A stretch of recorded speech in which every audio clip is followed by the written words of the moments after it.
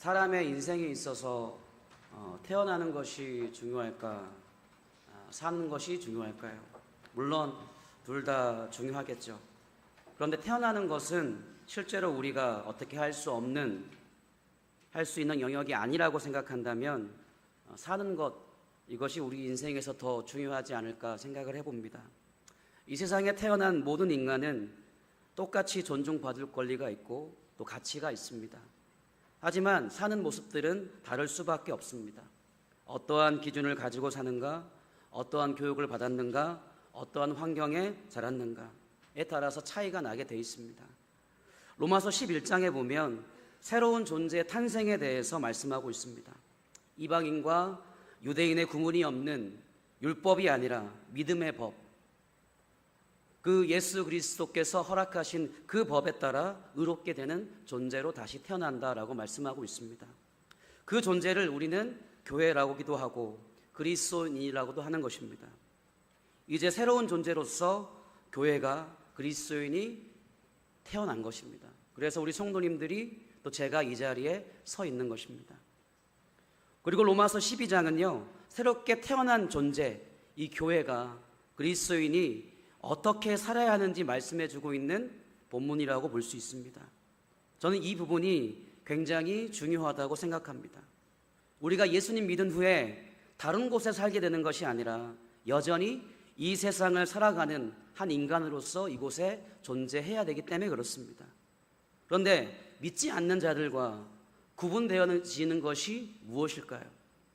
우리가 교회 되게 하고 그리스도인 되게 하고 하나님 백성 되게 하는 것은 무엇일까요? 이러한 부분의 중요한 메시지가 바로 로마서 12장에 기록되어 있습니다.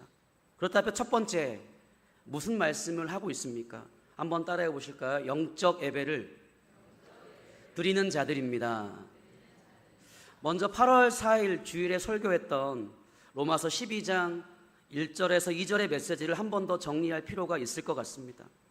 로마서 12장 1절에 보면 너희의 몸을 하나님께서 기뻐하시는 거룩한 산제물로 드리라고 말씀합니다. 원래 구약의 제사에서 제물은 살아있는 제물은 없어요. 이것은 아마도 더 이상 동물의 희생이 필요 없음을 이야기하고 있는 것이죠. 예수님의 단번의 희생으로 더 이상 동물의 희생 제사는 드릴 필요가 없어졌고 대신 우리의 삶 전체를 드리는 헌신으로 하나님께 예배를 드리라는 것입니다. 그것이 바로 영적인 예배다라고 말씀합니다. 그런데 이 영적인 예배라는 것은요, 어떠한 신비하거나 신령한 그런 예배가 아니라 한번 따라해 보실까요? 합당한 예배, 합리적인 예배.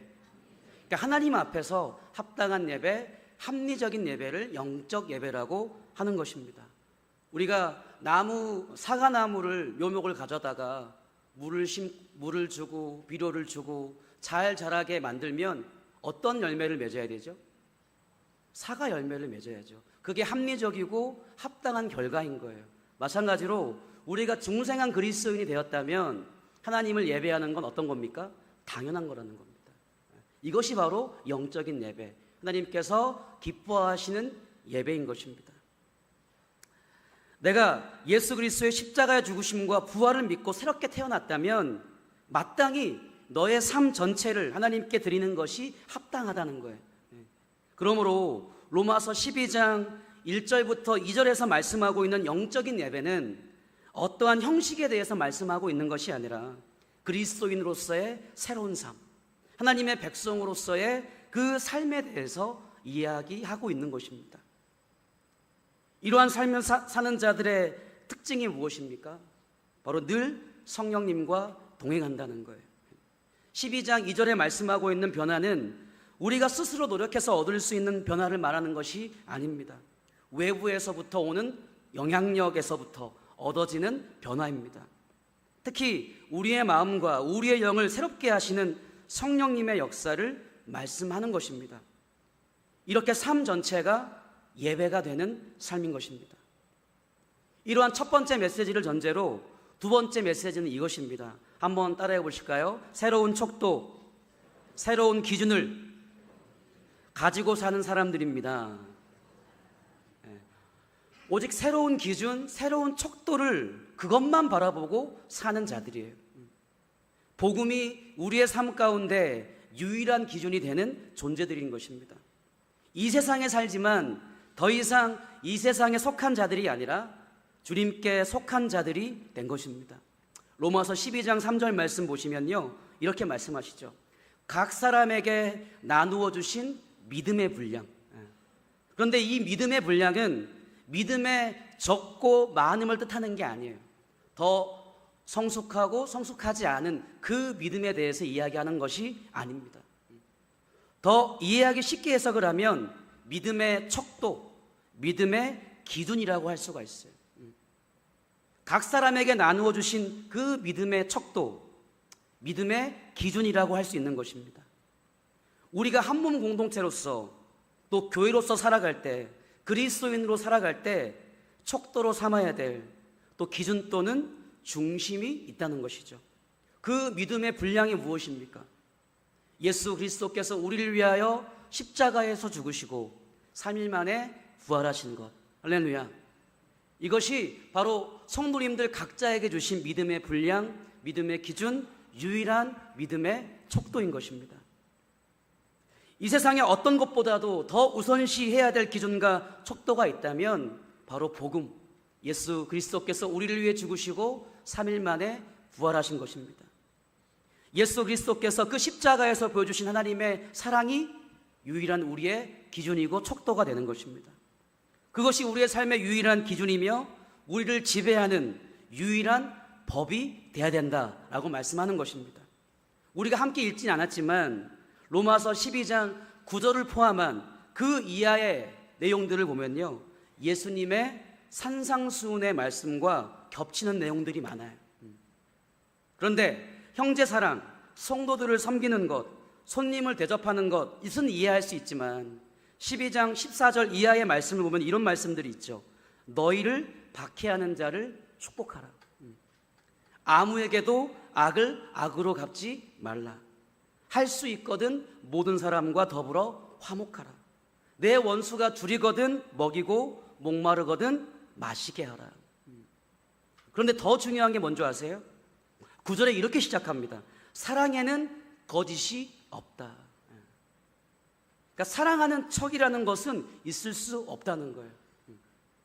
주님께서 원수를 사랑하라고 해서 사랑하는 척하면 그것으로 된 것이 아니라 진짜 그렇게 해야 된다는 겁니다. 우리가 어떻게 미워하는 사람을 사랑할 수 있습니까? 어떻게 원수를 축복할 수 있습니까? 우리가 교회, 그리스도인, 하나님의 백성, 새롭게 태어난 존재가 아니라면 똑같이 어떻게 하면 될까요? 저주하고 복수해주면 됩니다. 그게 당연한 겁니다. 그런데 우리를 새롭게 지배하는 새로운 법이 무엇이라고 말씀드렸죠? 예수님의 십자가의 죽으심과 부활, 거기에서 보여주신 하나님의 사랑입니다. 그 복음이 우리의 삶의 새로운 법이고 기준이 된 거예요. 그 복음이 무엇입니까? 예수 그리스도이시고 예수 그리스도의 십자가의 죽으심과 부활을 통해서 보여주신 하나님의 끝이 없는 인내와 사랑인 거예요. 그 사랑은 어떠한 사랑입니까? 우리가 아직 죄인일 때, 우리가 아직 하나님과 원수일 때 사랑해 주시고, 할렐루야, 자신의 아들을 십자가에서 내어주신 사랑이에요.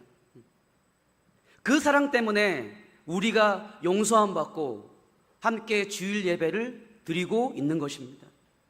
그렇다면 우리가 가까운 사람이나 형제 자매, 그런데 성도님들조차도 사랑하지 못하는 이유는 무엇일까?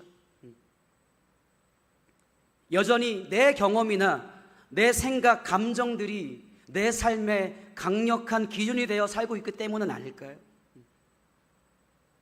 예수님 믿고 그리스도인 되었다고 하면서 세상의 수많은 가치들을 기준 삼고 살고 있기 때문은 아닐까요? 세상의 철학이나 학문, 가치관 등등등. 우리가 돈에 빠져 있으면 어떻게 됩니까? 모든 것이 돈으로 보여요. 딱 사람을 봤을 때 이 사람이 어떤 옷을 입었냐를 보잖아요. 무엇을 입었냐, 무슨 차를 끌고 왔냐, 어디에 살고 있냐, 모든 것이 뭐로 보이죠? 돈의 가치로 보여요. 사람도 가족도 모든 것이 돈으로 보이게 됩니다. 그런데 예수 그리스도의 십자가의 죽으심과 부활을 우리의 유일한 척도로 두고 살면요, 그것은 하나님을 사랑하고 형제 자매를 사랑하는 것, 심지어는 원수라도 사랑하는 그 열매로서 맺히게 되어 있다는 것입니다. 그렇기 때문에 문제는 우리의 행동이 문제가 아니라 뭐가 문제일까요? 여전히 다른 것을 기준 삼고 있는 우리의 삶의 문제. 예수 그리스도가 아니라 다른 가치에 푹 빠져 있기 때문에 문제인 것입니다. 예수님 믿는다고 하면서 다른 것에 여전히 기준을 두고 살고 있기 때문이라는 겁니다. 그리스도인으로 다시 태어났는데 여전히 세상의 가치에 휘둘리며 살고 있기 때문에 아무 일도 일어나지 않고 아무 열매도 맺히지 않는 것입니다. 우리가 남녀 간의 사랑에도 어때요? 못할 일이 없죠. 연애 촉이 어떻습니까? 저 하늘에 별이라도 따다 줄게. 이런 고백 들어보셨습니까? 널 위해서 뭐든지 할 수 있어. 남녀 간의 사랑도 어때요? 그 사랑에 빠지면요, 다른 거 보이지 않습니다. 자기가 돈이 없음에도 불구하고 그냥 다 쏟아 부어주는 것이 남녀 간의 사랑이잖아요. 물론 영원하진 않지만. 부모님들이 자녀를 사랑하는 일은 어떻습니까? 아무것도 가진 것이 없어도 내 자녀, 아들과 딸을 위해서 돈이 없어도 어떻습니까? 만들어서라도 주려고 하는 게 부모님의 사랑이잖아요. 뭐밖에 안 보이니까요. 아들과 딸밖에 안 보이니까. 부모님의 기준에서 가장 중요한 기준이 자녀이니까. 그렇지 않습니까? 우리가 진짜 사랑하지 못하는 이유는요, 예수 그리스도께서 십자가에서 보여주신 그 사랑에 푹 빠져 있지 않기 때문에 그런 겁니다. 우리에게 독생자 아들을 주신 하나님의 은혜에 푹 젖어 있지 않기 때문입니다. 10,000달란트 빚을 탕감받은 것을 잊어버렸기 때문인 거예요. 그 악한 종이 어떠합니까? 10,000달란트 빚을 탕감받고 돌아오는 길에 아주 적은 빚을 진 그 친구를 용서하지 못하고 감옥에 가둬버리잖아요.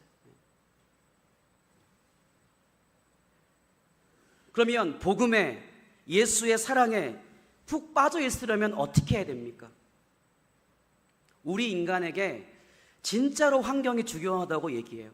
제가 예전에도 한번 이야기 드린 것 같은데, 우리가 마트에 가면 차 물건을 사가지고 계산대에 가려고 하죠. 그렇죠? 계산하려고 하면 옆에 뭐가 놓여져 있죠? 막 자질구레한 물품들이 놓여 있어요.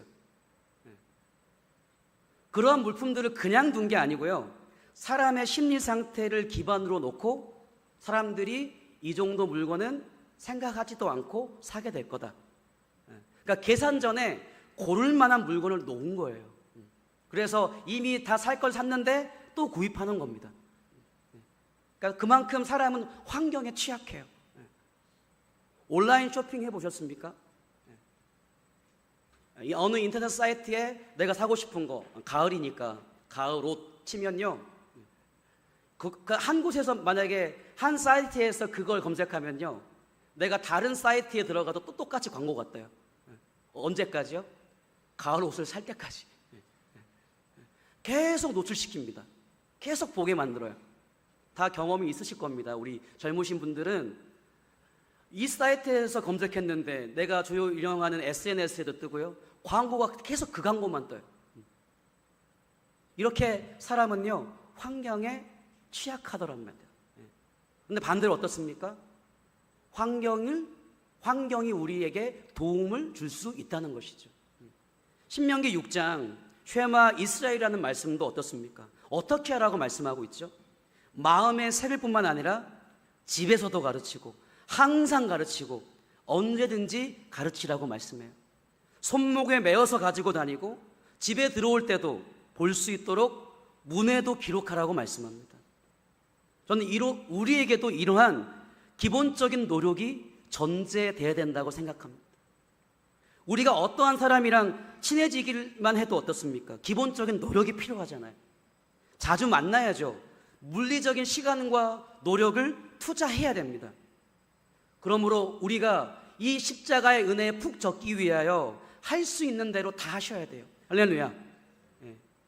우리 교회 안에 개설되어 있는 모든 주일 예배를 포함해서 모든 예배를 한번 나와보는 것, 날마다 성경을 읽어보는 것, 날마다 찬양하고 기도하는 것, 할 수 있는 대로 다 해보셔야 됩니다. 또 정기적으로 그 경건의 생활들을 하셔야 돼요. 특히 가정에서 예배 회복하시기를 축복합니다. 혼자 계셔도요, 혼자 가정에서 예배하시는 겁니다. 가정에서 찬양과 하나님의 말씀이 흘러넘치기를 축복합니다. 그런데 문제는 그러한 물리적인 노력을 한다고 예수님께, 그 하나님의 은혜에 오직 예수님만 바라보는 상태가 되는 것이 아니라는 거예요. 그것은 전적인 하나님의 은혜입니다. 그래서 성령 세례, 성령 충만을, 성령 세례를 세컨드 블레싱이라고 하는 겁니다. 중생이 우리에게 주어진 첫 번째 축복이라면 성령 세례, 내 안에 성령이, 예수 그리스도가 충만한 그것은 두 번째 축복이다. 그러니까 우리가 어찌 할 수 없는 게 아니에요. 1 더하기 1은 2라는 공식처럼 되는 것이 아닙니다. 하나님께서 전적으로 부어주시는 은혜예요. 그럼에도 불구하고 우리가 어떻게 해야 됩니까? 할 수 있는 대로 그 경건의 생활, 하나님을 만나고자 하는 그 노력, 내 삶을 구석구석을 예수님과 연결시키는 노력을 해야 된다는 것입니다. 그 가운데 하나님께서 전적인 은혜를 부어주실 것입니다. 할렐루야. 그러면 이렇게 사는 자들이 어떻게 됩니까? 마지막 메시지인데요, 한번 따라해 보실까요? 삶 자체가 예배가 되는 삶을 사는 자들입니다. 할렐루야. 앞에 이야기 드렸듯이 예수 그리스도께서 보여주신 그 십자가의 사랑에 푹 빠져 있는 자, 곧 성령님으로 충만한 상태가 되는 것입니다. 단지 어떠한 영적인 은사를 많이 받은 상태가 아니라 이 세상을 살아가는 그리스도인으로서 가장 완전한 모습이 바로 성령 충만한 상태인 거예요. 성령으로 충만하다는 것은 예수님으로 가득 차 있는 상태라는 것이고, 예수 그리스도 그 사랑의 법이, 그 십자가의 은혜가 나를 완전히 지배하고 있는 상태라는 것입니다. 흘러넘치는 물잔을 툭 치면 어떻게 됩니까? 흘러넘치죠. 성령에 충만한 사람은요, 예수 그리스도가 이 안에 충만한 사람은요, 예수님의 사랑이 넘치게 되어 있습니다. 그 흘러넘치는 사랑과 은혜가 옆에 있는 사람, 이웃, 성도님, 심지어는 원수를 사랑하는 것으로 열매를 맺게 되는 것입니다. 할렐루야. 마태복음 5장 그 산상수훈의 가르침은요, 도덕적인 행동의 요구가 아니에요. 중생한 그리스도인, 성령 세례 받은 그리스도인이 맺어야 될 열매로서의 삶인 겁니다. 그러니까 도덕적인 요구가 아니라 중생한 그리스도인, 성령 세례, 성령 충만한 그리스도인으로서 마땅히 맺어야 될 열매인 거예요. 마태복음 5장 44절에 나는 너희에게 이르노니 너희 원수를 사랑하며 너희를 박해하는 자를 위하여 기도하라. 이게 우리가 결단한다고 살 수 있는 삶입니까? 절대 그럴 수 없다는 거예요. 성령 충만함은 곧 예수님으로 충만함이고, 그것은 원수라도 사랑하는 삶으로 나타나게 돼 있으며, 그것은 태초에 하나님의 형상과 모양으로 완전히 회복되었음을 의미하는 것입니다. 할렐루야. 요한일서 4장 9절에서 11절 말씀은 이렇게 요약할 수가 있어요. 하나님 아버지께서 독생자 아들을 우리에게 보내주셨다. 친히 그분의 화막제물로 자신의 생명을 내어놓았다. 그러므로 우리도 서로 사랑하는 것이 마땅하다. 이렇게 말하고 있고요. 요한일서 4장 12절 13절에 이렇게 말합니다. 어느 때나 하나님을 본 사람이 없으되 만일 우리가 서로 사랑하면 하나님이 우리 안에 거하시고 그 사랑이 우리 안에 온전히 이루어진다. 13절입니다. 그의 성령을 우리에게 주심으로 우리가 그 안에 거하고 그가 우리 안에 거하시는 줄을 아느니라. 아멘. 우리가 사랑할 때, 성령 충만함으로 흘러넘쳐서 서로 사랑할 때 우리 안에 하나님께서 우리 안에 거하신 줄을 확신할 수 있다라고 말씀하세요. 그리고 성령님의 역사를 통해서 우리가 그 사랑 안에 거할 수 있으며 그 사랑 안에 거한다는 것을 알 수 있다고 말씀합니다. 근데 자꾸 이 성령 충만의 상태를 은사 중심적으로 해석하니까 성령의 능력을 한 능력으로만 제한시켜 버리는 겁니다. 성령 충만에 대한 오해가 거기에서 생기는 거예요. 성령 충만은 그것이 아닙니다. 우리가 온전한 예배자로서 살 수 있게 하는 영인 것이죠. 그럼 이쯤에서 다시 정리할 필요가 있겠습니다. 내가 예수 그리스도의 사랑에 푹 빠지는 것이 아니라 예수님께서 성령님을 통하여 그 사랑에 푹 빠질 수 있도록 해주시는 것입니다. 할렐루야. 그래서 한번 따라해 보실까요? 신앙은 능동태로 시작하지만 늘 수동태로 마무리된다. 이게 무슨 얘기일까요? 내가 막 무엇일까 하려고 해요. 안간힘을 쓰죠. 어떻게든 예수님 말씀에 순종하며 살려고 막 노력합니다. 안간힘을 쓰죠. 그러나 이렇게 끝내 고백하고 만다는 거예요. 하나님께서 저를 이렇게 만드셨습니다. 성령으로 충만케 하셨습니다. 나를 나되게 하셨습니다. 옆 사람을 사랑하게 하셨습니다. 할렐루야. 저는 이러한 상태가 제가 우리 안에 들어오기 전의 상태라고 생각합니다. 아직 완전하진 않아요. 저희가 이 육체를 입고 있기 때문에 완전하진 않습니다. 그럼에도 불구하고 하나님의 형상과 모양대로 창조된 우리는 그 자체가 하나님을 생각나게 하는 하나님의 영광을 나타내는 존재로서 서 있게 되는 것이죠. 태초에 창조된 인간의 모습이 어땠습니까? 하나님의 형상과 모양대로 창조되었다고 말씀하시잖아요. 그게 무슨 얘기일까요? 그 존재 자체가 예배라는 거예요. 우리가 어떤 행위를 하지 않아도 그 존재 자체가 예배. 그 예배의 본질이 무엇입니까? 하나님을 기억하고 하나님을 나타내고 하나님을 높여드리는 것이잖아요. 그러니까 제가 들어오기 전에 인간은요, 그 존재 자체가 예배였던 것입니다. 그런데 예수 그리스도의 십자가 죽으심과 부활로 말미암아 중생한 그리스도인, 성령 충만한 그리스도인은 그 존재 자체가 예배가 된다는 거예요. 할렐루야. 그 존재 자체가 이 자리에 모이기 때문에 이 예배가 의미가 있는 것이지. 여기에 이 교회 예배당에 믿지 않는 자들 1000명, 10,000명이 모이면 그게 예배가 되겠습니까? 그건 전도 집회라고 하는 거예요. 그런데 죄는 하나님의 형상과 모양을 완전히 파괴하는 결과를 가져왔고 하나님을 왜곡하여 인식하여 예배할 수밖에 없는 존재들이 되어버린 겁니다. 하지만 예수 그리스도의 십자가의 죽으심과 부활로 인하여 우리는 영생을 선물로 받았고 실제로는 그 영생이 완성되어야 하는 가정으로 현재 상태는 완전하지 않는 육체에 이 영원함을 품고 있는 존재로 살고 있는 것입니다. 그 영생을 확정하고 확신할 수 있는 근거가 무엇입니까? 바로 예수 그리스도세요. 중생한 그리스도인은 아직 완전하진 않지만 주님의 재림의 그날까지 내 안에 계신 예수님으로 인하여 완전한 사람의 아들이신 그 인자이신 예수님으로 인하여 우리가 재림의 때 그 마지막 날에 새로운 육체를 입게 되잖아요. 그 전까지는요, 내 안에 하나님의 형상과 모양이 어떻게 회복되어 있냐?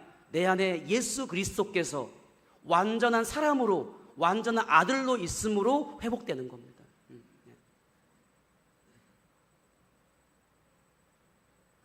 완전하지 않은 육체, 그 영원함을 품고 있는 예수 그리스도를 품고 있는 존재로 살게 되는 것입니다.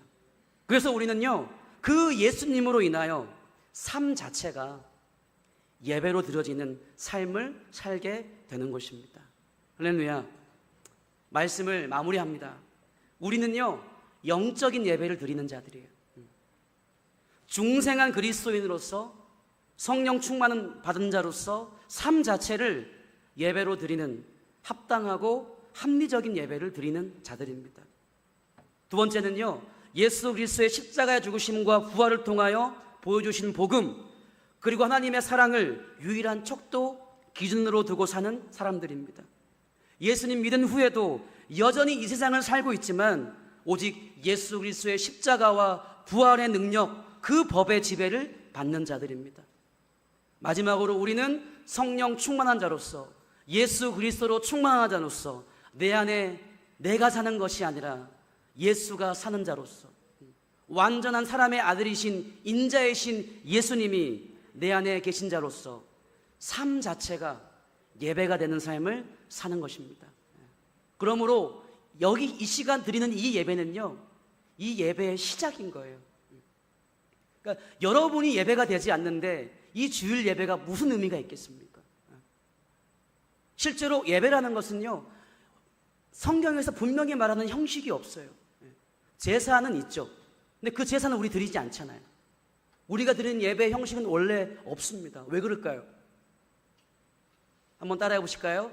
나 존재 자체가 예배가 되기 때문에. 할렐루야. 이 존재 자체, 새로 태어난 그리스도인 자체가 예배가 되기 때문에 실제로는 형식이 필요하지 않는 것입니다. 예수님께서 분명히 말씀하셨죠. 그리심산도 아니고 예루살렘도 아닌 그 장소가 상관이 없는 그때 예배 드릴 때가 올 것이다. 그때 영과 진리로 예배 드리는 자가 있을 것이다 라고 말씀하시잖아요. 우리가 예배를 장소에 갇히지 마십시오. 여기에서 예배 잘 드리면 혼자 있을 때 예배 잘 드릴 수 있습니까? 그렇지 않죠. 혼자 계실 때 예배 드릴 수 있는 자가 주일 예배도 거룩하게 성수할 수 있는 것입니다. 주일 성수했다고 만족하지 마시고요. 어떠한 순서대로 사도신경하고 주기도문성 부르고 축도 받고 갔다고 만족하지 마시고요. 오늘 분명히 로마서 12장 말씀을 통해서 말씀합니다. 삶 전체가 예배가 되는 자로 살아라. 할렐루야. 이 말씀을 기억하셔서 9월 잘 마무리하시고 10월 달 전체가, 우리의 삶 전체가 예배로 드려지기를 축복합니다.